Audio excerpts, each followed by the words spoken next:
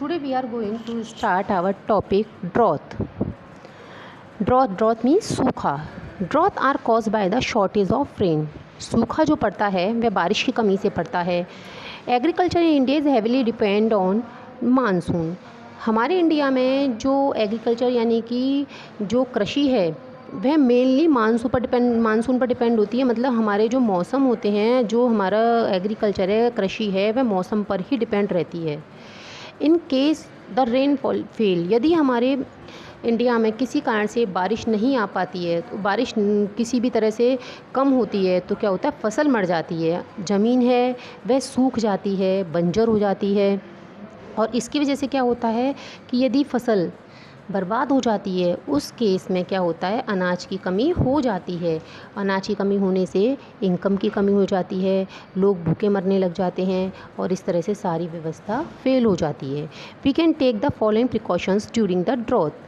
जब भी सूखा पड़ता है उन जगह पर यह सावधानियाँ लेनी चाहिए. Learn to save the and conserve rain water. जब भी बारिश हो, उस बारिश के पानी को किस तरह से यूज़ किया जाए और भविष्य के लिए सेव करके रखा जाए, इसके बारे में सीखना चाहिए. Plant more tree in your areas. अपने एरियाज़ में ज़्यादा से ज़्यादा पेड़ लगाने चाहिए. Encourage the system of dry farming. Dry farming के सिस्टम को ज़्यादा से ज़्यादा बढ़ावा दिया जाना चाहिए. ड्राई फार्मिंग ऐसी जगह पर होती है जहाँ पर बारिश कम होती है और पानी की सुविधा नहीं होती है. उन जगहों पर जब भी बारिश आती है तो उस पानी को प्रोटेक्ट करके रखा जाता है और ज़मीन को नरम बनाया जाता है. और उसके अलावा ऐसी फसल उगाई जाती हैं जो कि जड़ों में पानी को सोखे रखती हैं. Next topic, earthquake. The shaking of earth surface can cause earthquake. ज़मीन है, जो अर्थ है, धरती है, उसको हिलना, उसका हिलना क्या कहलाता है, अर्थक्वेक यानी भूकंप कहलाता है. The study of the earthquake is called seismology. जिसमें हम अर्थक्वेक के बारे में पढ़ते हैं वह सीज़मोलॉजी कहलाता है.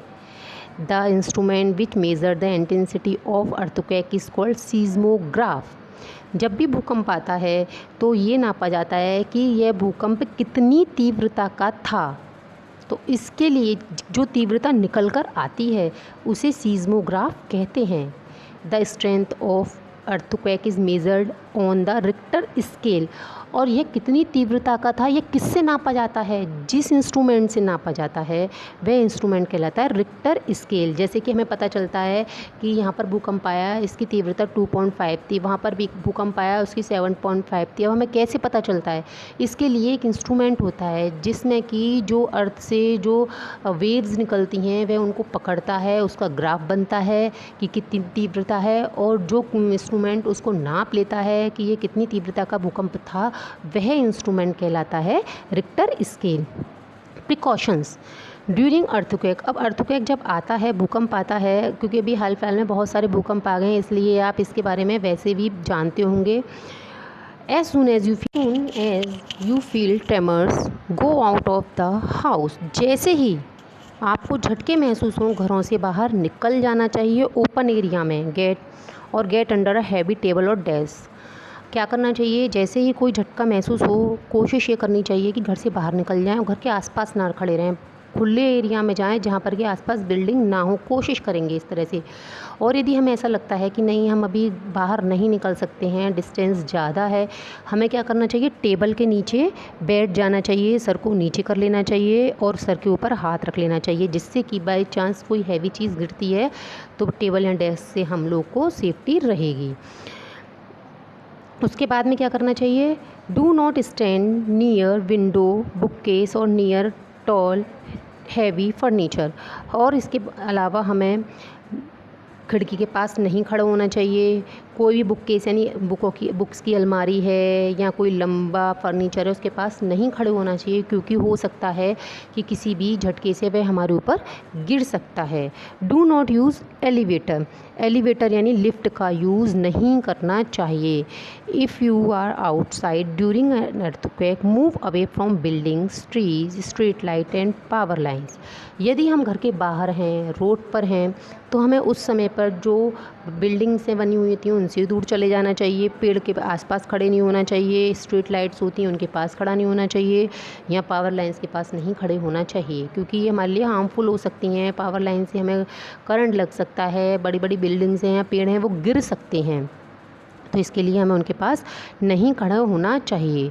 और बहुत जापान में तो क्या किया जाता है कि जापान में समय समय पर स्कूल्स में हर महीने में क्या होता है, अर्थक्वेक की ड्रिल दी जाती है, क्योंकि जिससे क्या होता है कि बच्चों को जो होता है वहाँ पर सेफ्टी टिप्स दी जाती हैं कि आपको भूकंप आने पर इस तरह से रहना करना है, such as to hide under tables, और उन्हें किस तरह से टेबल के नीचे छिप जाना है, चेयर के नीचे छिप जाना है, और जो है जो अपने आप को और दूसरे को भी वो अर्थक्वेक के टाइम पर कैसे प्रोटेक्ट कर सकते हैं। क्योंकि क्या होता है जापान में जो हैं वो बहुत ज़्यादा भूकंप आते हैं, वहाँ पर नॉर्मल है ये चीज़, तो वहाँ स्टार्टिंग से ही स्कूल में बच्चों को इस चीज़ की ट्रेनिंग दी जाती है कि भूकंप के समय हमें अपना बचाव कैसे करना चाहिए।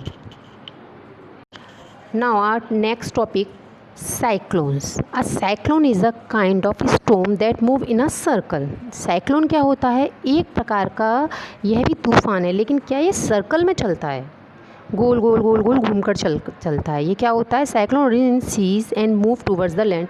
ये क्या होता है, जब बहुत तेज़ तेज़ हवाएं चलती हैं और वो समुद्र की लहरों के साथ चलती जाती है, तो वो वहाँ पर वो राउंड में होता चला जाता है, उसमें इतना प्रेशर आ जाता है कि वह जो लहरों होती हैं उसे धकेल कर ज़मीन की साइड कर देती हैं। They bring with them lot of sea water and flood the coastal areas. और फिर से क्या होता है साइक्लोन में, क्योंकि वो समुद्र की लहरों के साथ आता है, समुद्र की लहरें होती हैं वो अर्थ पर आ जाती हैं और बहुत सारा पानी जो होता है अर्थ पर आ जाता है, इसकी वजह से बाढ़ आ जाती है। कोस्टल एरिया यानी समुद्री एरियाज़ में बाढ़ आ जाती है, समुद्र के किनारे जो एरिया बने होते हैं वहाँ पर बाढ़ आ जाती है।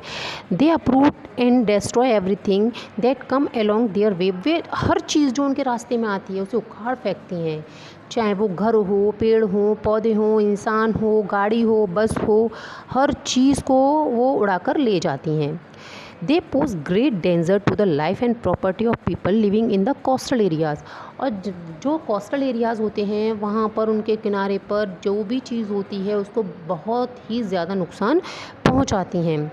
और आपने अभी अभी सुना भी होगा कि कोलकाता में, आसाम में, इन जगह पर बहुत ज़्यादा ये तूफ़ान की इसने बहुत ज़्यादा इन दिनों बर्बादी की है। और कुछ समय पहले बॉम्बे में भी आया था, लेकिन वह कुछ थोड़ी सी शांति से निकल गया था तूफ़ान, क्योंकि सरकार ने समय रहते बहुत प्रिकॉशंस उसके वहाँ के लिए जारी कर दी थी, बहुत सारे जो है वार्निंग वहाँ के लिए जारी कर दी थी, और बहुत ज़्यादा प्रिकॉशंस भी सरकार ने ली थी।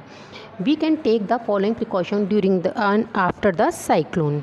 Listen to the weather report on TV या रेडियो। हमें क्या करना होता है कि टीवी और रेडियोज़ पे, और अब तो इंटरनेट भी है, सरकार है टाइम टू टाइम वार्निंग जारी कर देती है कि यहाँ पर तूफ़ान आने वाला है, यहाँ पर साइक्लोन आने वाला है, वहाँ पर किनारे पर रहने वाले लोग अपनी सुरक्षित जगह पर पहुँच जाएं समय समय पर। क्योंकि अब साइंस और टेक्नोलॉजी इतनी डेवलप हो गई है कि वो किसी भी चीज़ के बारे में पहले से ही हमें वार्निंग दे देती हैं। स्टोर एनफ फूड, और हमें ज़्यादा से ज़्यादा अच्छे से, मतलब ज़्यादा से ज़्यादा से मतलब ये है कि हमें अपनी ज़रूरत के हिसाब से खाना है वो वाटरप्रूफ बैग में पैक करके रख लेना चाहिए।